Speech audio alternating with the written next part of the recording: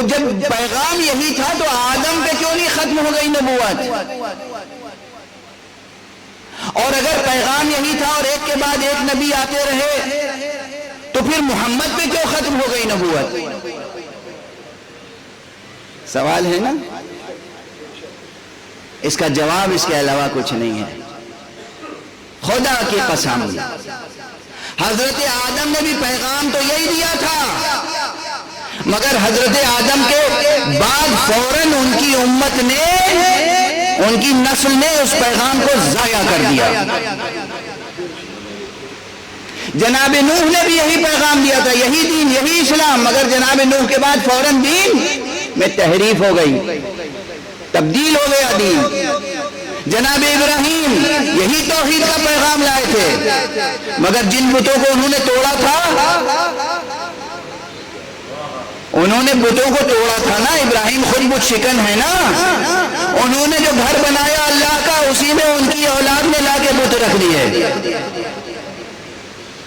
ان کی امت، ان کی اولاد، سب نہیں.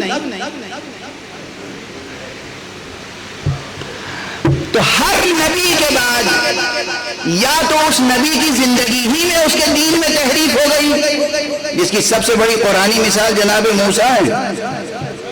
جناب موسیٰ کا وصال نہیں ہوا تھا، انتقال نہیں ہوا تھا، جناب موسیٰ موجود تھے، صرف 40 دنوں کے لیے اپنی امت سے اوجھل ہو گئے تھے، غیبت میں چلے گئے تھے بحکم پروردگار. تو امت نے گوشالہ پرستی شروع کر دی، یعنی نبی کے ہوتے اولو العزم نبی، صاحب جلال نبی، اس کے ہوتے ہوئے اس کے دین میں تحریف ہو گئی. تو اکثر انبیاء کی سیرت آپ پڑھیں گے تاریخ میں تو معلوم ہوگا کہ یا اس نبی کے جیتے جی یا اس نبی کے وصال کے فوراً بعد اس کی امت گمراہ ہو گئی. مصطفیٰ صلی اللہ علیہ وآلہ وسلم پر نبوت ختم اس لیے ہوئی کہ سرکار کے بعد ایسا اہتمام ہو گیا کہ اب قیامت تک ان کے دین میں تحریف نہیں ہو سکتی.